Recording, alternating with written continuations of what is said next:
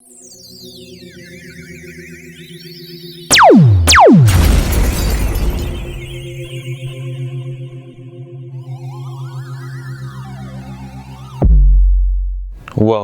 Padawan weirdos. Welcome back to another episode of the Conquering Theme Parks. So we are going to conquer the Force. Well, kind of like the Force. We're going to be conquering the history that Star Wars has with Disneyland. Oh, hey R2. So you got our time traveling machine ready? It's over this way? No freaking way. This is our time traveling machine? Look at guys, we got the Millennium Falcon thanks to R2-D2. Well, R2 hit it in a hyperspace. We are going back in time.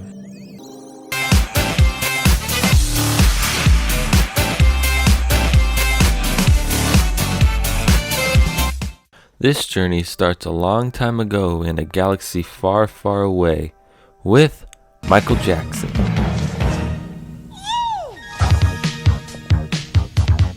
In the early 80s, Michael Jackson wanted his own Disney attraction.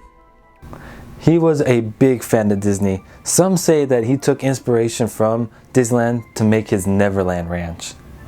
George Lucas was chosen by Michael to produce his film called Captain EO. A ragtag band who saves the galaxy with some song and dance. Yes guys, this was the 80s.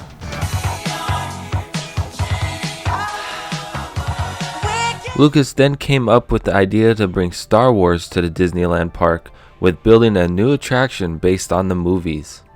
And this attraction would be called Star Tours, a simulator ride that takes guests on different locations in a galaxy far, far away.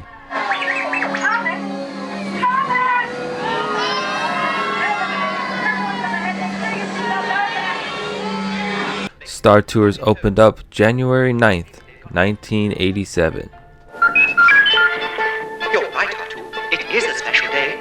Today is the grand opening of Star Tours. And with that, I would like to ask George if we're ready to cut the ribbon. Are we ready, George? Yes, we are. How about you, CP3? Oh, yes, Master Michael. Thank you. Is no one going to say anything about this?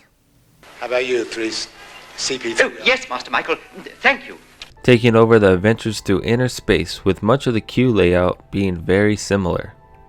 Star Tours was the most expensive attraction to be built at Disney at the time, costing more than building Disneyland in 1955. Reliable RX droids, so you can sit back. This attraction brought C-3PO and R2-D2 into Disneyland for the first time in Disneyland history. They were placed inside the attraction's queue along with two droids who used to be geese from the show America Sings that were deskinned. I mean, look it. They still got their webbed feet and they still look like a goose. The pilot of Star Tours was named Rex, which was his first day as a pilot. You can really tell. He really sucks at flying. The original concept of Star Tours was that there would be a new destinations update every 3 years. Well, spoiler alert, it never happened.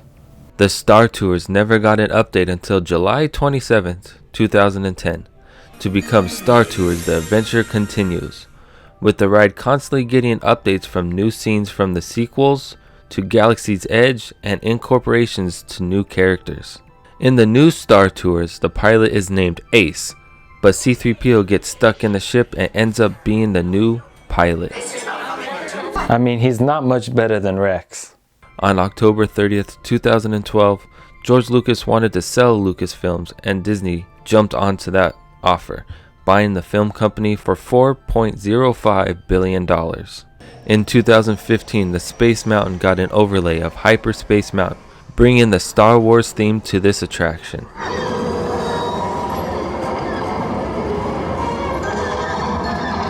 Well, Star Wars kinda took over Tomorrowland with additions of Star Wars Launch Bay, which is just a big store for Star Wars merchandise, and Jedi Training, where you get to meet one-on-one with Darth Vader and defeat the Sith Lord yourself. In August of 2015, Disney announced a 14-acre new land called Galaxy's Edge on the planet of Batuu. We're creating a jaw-dropping new world that represents our largest single-themed land expansion ever.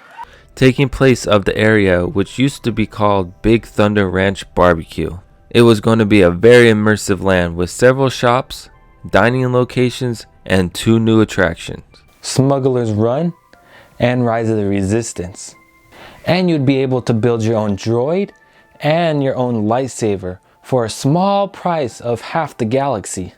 The land opened up on May 31st, 2019.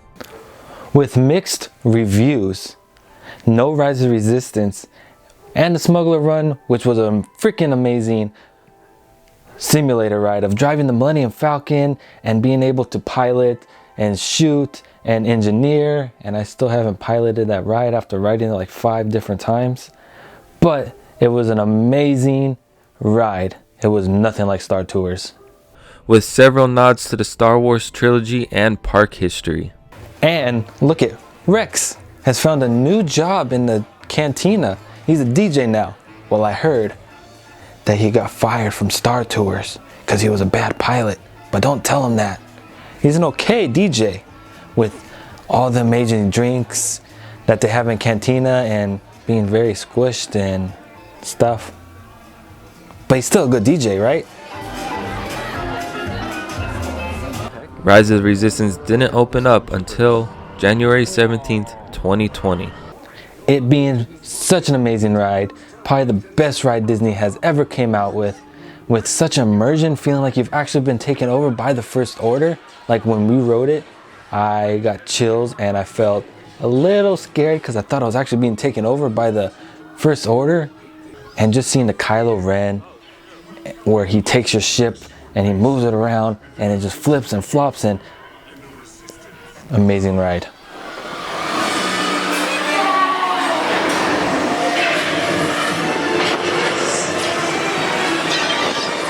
So Star Wars has become a big staple for the Disney brand. It almost feels like Star Wars has been here since the beginning of Disney. Well, that's it for today's episode of the Conquering Theme Park Weirdos. I hope you liked it. Hit that like button if you liked it. Hit that subscribe button for more adventures. Do it. Also, check out the links at the end of my video for more of me, more of my adventures, and where to find me on the social media, guys. Do it. Do it. Do it. Do it. And may the Force be with you.